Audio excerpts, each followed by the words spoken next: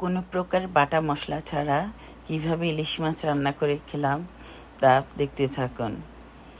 এই ইলিশ মাছটা 1350 গ্রাম ওজনের, দাম বেশি না, বাংলা টাকার 6500 টাকা মাত্র।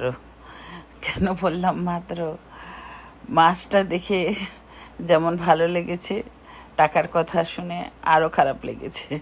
কারণ এত দাম যদি জাতীয় মাছের হয় তাহলে কিভাবে সম্ভব? মধ্যবিত্তরা তো প্রশ্নই আসে না, কারণ অনেক মধ্যবিত্ত পরিবারের আছে 6500 টাকা হয়তো তাদের মাসিক বাজার খরচই চলে যায়।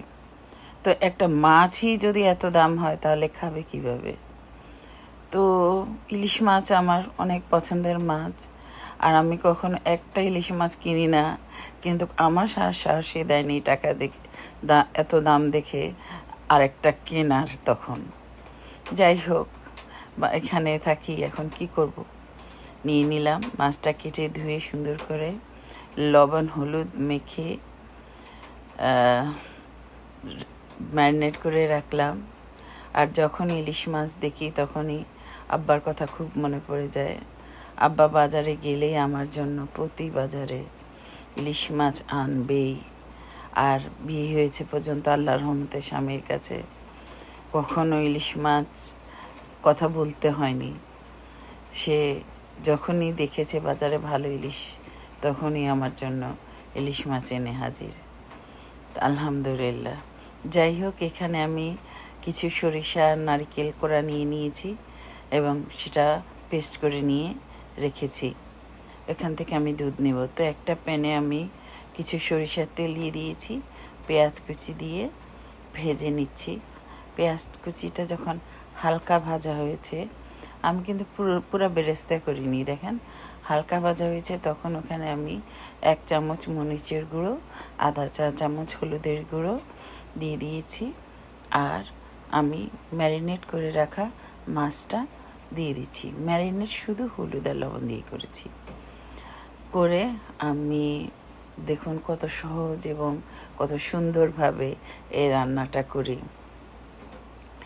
কি বলবো, শখ বলে কথা, প্রিয় মাছ বলে কথা, আর তাই একটু স্পেশালভাবে রান্না করার চেষ্টা করলাম। তো মাছগুলি আমি ওই পেঁয়াজের মধ্যে একটু উল্টিয়ে পাল্টিয়ে নিয়ে নিয়েছি। তারপর আমি যে সরিষা আর নারকেল কোড়া ব্লেন্ড করে রেখেছিলাম, তা ছেঁকে নারকেলের দুধগুলি নিয়ে নিচ্ছি। নারকেল এবং সরিষার ঝোলটা নিয়ে রেখে দেব, তারপর আস্তে আস্তে দিব। এই ফাঁকে আমি একটা টমেটো স্লাইস করে নিয়েছি। টমেটোটা স্লাইস করে হালকা করে তেলের সাথে দিয়ে দিয়েছি। তারপর আমি সেই আস্তে আস্তে করে আমি আমার সেই নারকেল ও সরিষার পেস্টটা দুধ করে রেখেছিলাম সেটা দিয়ে দিলাম। যাই হোক, এখানে আর কোনো মশলা দিব না, এভাবেই আমি রান্নাটা করব। কিছু কাঁচামরিচ দিয়ে দিয়েছি এবং স্বাদ মতো কিছু লবণ দিয়ে দিয়েছি, কারণ মনে হচ্ছে যে আরেকটু লবণ লাগবে। আমি ম্যারিনেট করতে লবণ দিয়েছি, আর কোনো লবণ দিইনি।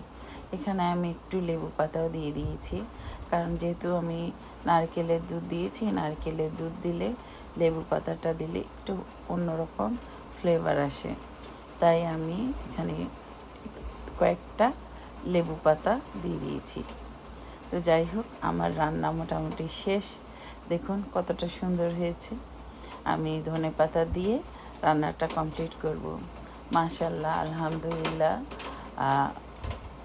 মাছ যত দামি হোক, খেয়ে আত্মা শান্তি পেয়েছে, সেটাই বড় কথা।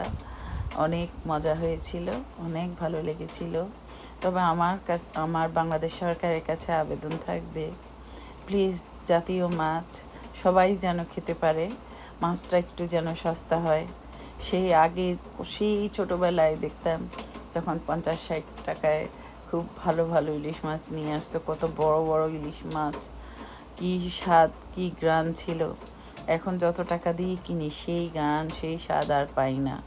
তো আসলে এটা যদি জাতীয় মাছই হয় তাহলে সবাই যেন খেতে পারে, সবারই যেন মনের আশা পূর্ণ হয়, সেটাই তো কথা না? প্রিয় মাছ বলে কথা।